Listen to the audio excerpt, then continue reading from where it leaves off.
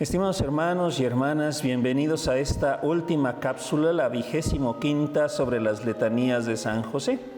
El día de hoy hablaremos sobre dos invocaciones: San José, patrono de los afligidos, y San José, patrono de los pobres. En cuanto a la primera invocación, San José, patrono de los afligidos, nos damos cuenta que a partir de lo que nuestro Señor Jesucristo predicó y enseñó, y claro, lo puso como una sentencia importantísima al hablar del juicio final, es: lo que le hiciste al más pequeño de tus hermanos, a mí me lo hiciste. Es algo importantísimo para la espiritualidad cristiana, el hecho de vivir atendiendo, estar atento y servir a aquellos que son menores, aquellos que son más pequeños dentro de nuestro ambiente social. Y en ese sentido vemos cómo al orar en las letanías de la Santísima Virgen que se rezan en Loreto y que por eso se llaman lauretanas, una buena parte de las letanías están dedicadas a invocar a la Virgen como intercesora, como aquella que ayuda. Por ejemplo, tenemos en las letanías de la Virgen mencionar a la Virgen como refugio de los pecadores, mencionar a la Virgen como auxilio de los cristianos, como salud de los enfermos, etc. Como la presencia amorosa de María e intercesora de María, ¿verdad?, ayuda a aquellos que están en una circunstancia más difícil de la vida. De la misma manera, nosotros aquí en la recta final de las letanías de San José tenemos tres invocaciones que precisamente se abocan a interceder o a ver a San José como patrono de aquellos que se encuentran en circunstancias más difíciles. La 24ª cápsula que hicimos trataba precisamente sobre San José, patrono de los expatriados.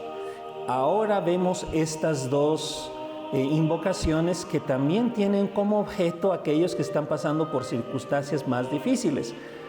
San José, patrono de los afligidos, y San José, patrono de los pobres. Concretamente, ¿quién es la persona afligida? ¿De quién decimos que está en aflicción o que está sufriendo? Lo decimos cuando alguna persona, por alguna circunstancia que no necesariamente es la pobreza, sino cualquier otra circunstancia física o moral, se encuentra en una circunstancia de dificultad o amenaza de verse disminuido o lastimado o en peligro incluso de muerte. Es cuando nosotros hablamos de que alguien está en aflicción. ¿Qué es lo que nos aflige? Bueno, muchas veces la muerte de un ser querido. Nos aflige también un fracaso, una pérdida en el área laboral, en el área del trabajo. También nos puede afligir una enfermedad, sea una enfermedad que uno ha adquirido o la enfermedad de una persona cercana, también nos puede afligir. Nos duele, por ejemplo, ver sufrir a otras personas, o también nos duele el hecho de que otras personas sufran por causa mía. Son diversas formas de comprender lo que llamamos estar afligido, las circunstancias de la aflicción. Y en este sentido, dentro del caminar del pueblo de Dios, hay alguien que ha sido como el que es catalogado como que en su momento era el hombre más sufrido, el hombre más humilde de la tierra. Esto nos lo dice en el Pentateuco a propósito de Moisés, que durante 40 años tuvo que guiar al pueblo a lo largo del desierto. Y entonces, ¿verdad?, en uno de los momentos de mucha contradicción entre el pueblo, Moisés y Dios, y que siempre le tocaba estar en medio a Moisés, dice, pues Moisés era el hombre más sufrido de la tierra. Y una manera de darnos a entender, la aflicción puede ser, claro, lo que actualmente llamamos también estrés, claro. Y nosotros invocamos a San José. San José, patrono de los afligidos, de aquellos que están en tales circunstancias de desagrado, tales circunstancias de peligro o que generan una contrariedad. Y pues lógicamente, ¿qué es lo que nosotros vemos a lo largo de la vida y el testimonio que dio San José? Pues lógicamente tenemos varios momentos en los cuales podemos identificar cómo vivió San José su dificultad o su estrés, ¿verdad? Cómo manejó, por ejemplo, el hecho de que su novia, su prometida, estuviera embarazada. Una circunstancia difícil, ¿no? Pues no era él el papá, ya lo entendía y pues lo medita, lo reflexiona, no piensa inmediatamente nunca reaccionó sin pensar, ¿no? Lo estaba pensando cómo iba a resolver, cómo iba a afrontar, cuando también Dios lo ayuda y viene en su auxilio. Lo ayudó diciéndole, mira, el hijo que va a tener María es fruto del Espíritu Santo y yo te pido a ti que los asumas, ¿verdad? Que los recibas, no tengas miedo y que lleves adelante esta vida. Otra, pues fue cuando tuvo que, ya cerca del tiempo en que la Virgen estaba por dar a luz, tuvo que salir de su propia casa, salir de la comodidad de Nazaret, aunque fuera precaria porque eran pobres, pero salir de viaje e ir hacia Belén para cumplir lo que les pedían las autoridades romanas. Lo mismo cuando tiene que salir de noche huyendo, cuando tiene que volver con María, su esposa, y el niño Jesús, su hijo, a Nazaret, a seguir trabajando, a seguir creciendo. Son todas ellas circunstancias que podemos decir, San José sabía lo que significa ser afligido. Y por eso su patronato lo podemos ver en dos sentidos. Él como intercesor que sabe lo que sufre alguien que se encuentra en aflicción, y él mismo también como alguien que nos ayuda, ejemplo, para nosotros también saber afrontar nuestras circunstancias de aflicción. Hay un momento especial que yo sí quisiera remarcar cuando un hombre tiene que dejar a su familia, ¿verdad? Morir el papá, ¿verdad? Que el papá muera y deje a la familia en cierto punto, en cierto modo, en desamparo. Eso también puede contar y creo que nos ayudaría mucho a entender lo que tuvo que superar o lo que tuvo que desarrollar San José, que según la tradición murió antes de que Jesús iniciara su vida pública. Ya cuando Jesús empezó a trabajar, por decirlo así, como Mesías, a manifestarse como el Mesías prometido, ya San José había muerto. Pues esto es lo que respecta al patronato de San José con respecto a los afligidos. Ahora, San José, patrono de los enfermos. ¿Qué es la pobreza? Es una circunstancia de necesidad que no puede ser satisfecha.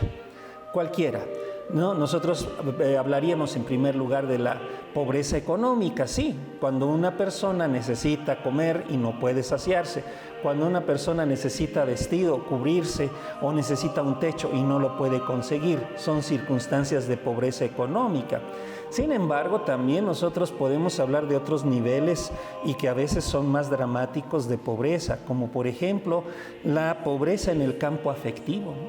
Una persona a lo mejor puede tenerlo todo, pero no tiene quien le quiera, o por su forma de actuar, su forma de conducirse, ha alejado a todo mundo de su alrededor y entonces sufre una forma de pobreza, la carencia de amor, la carencia de cariño. Otros, ¿verdad? También por efecto de lo que ellos han ido decidiendo a lo largo de la vida, desde el punto de vista social y desde el punto de vista interno, descubren que no han sabido generar bondad en su propia vida. El padre Chinchachoma hablaba precisamente del drama terrible de aquellos que se saben malos, que entienden que en su vida han hecho sufrir a otros y quedarse solos consigo mismo es una forma de sufrimiento y de pobreza que suele ser muy terrible, muy duro. Entonces, es otra forma de pobreza, ¿verdad? Entenderse a sí mismo como carente de bondad. Otra forma de pobreza proviene del ambiente social, ¿verdad? Una persona que pertenece a un determinado grupo cultural o a una determinada raza, ¿verdad? Que normalmente es dejado aparte por la manera en que habla, por la manera o por las lenguas que habla, por la cultura que tiene o por el color de su piel.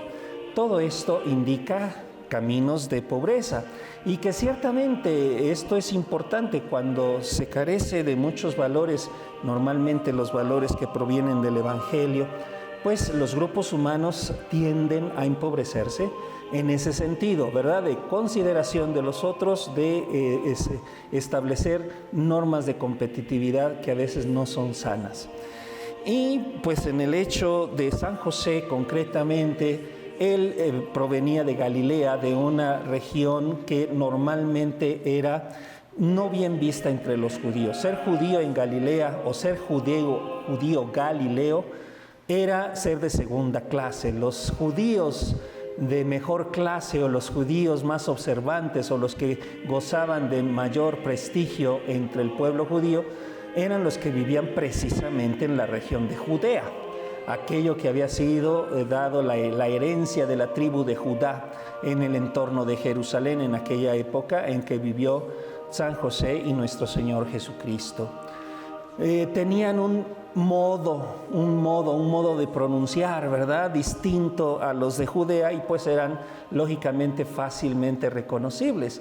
Así nos lo narra en la Pasión, que reconocieron a Pedro por su forma, por su acento, ¿verdad? Por el acento que tenía. Dijeron, no, es que este viene de Galilea, de donde viene también Jesús. Y ese era un modo peyorativo. Los galileos no eran bien vistos.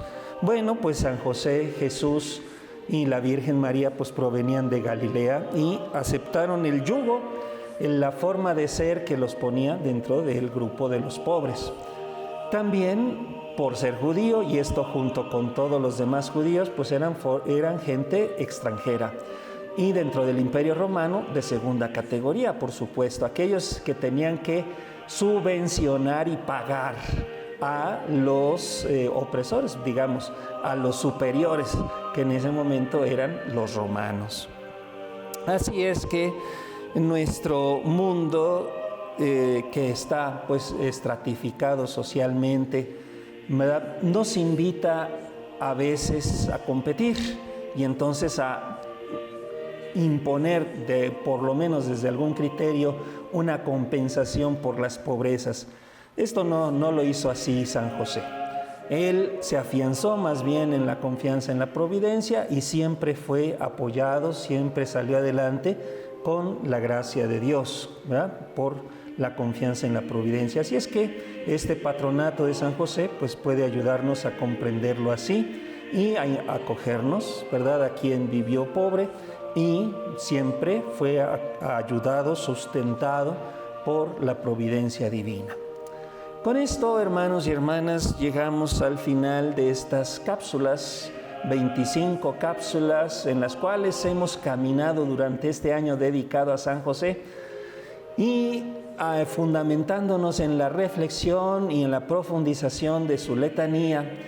Pienso que hemos ido siendo edificados y, por supuesto, lo más importante, hemos entrado en contacto con la espiritualidad que practicó San José y su herencia, que es una herencia para todos nosotros cristianos. Lo último que me queda para concluir toda esta serie de cápsulas de San José es darles la bendición. Que el Señor los acompañe, los bendiga y gracias a Dios hemos concluido. En el nombre del Padre, del Hijo y del Espíritu Santo.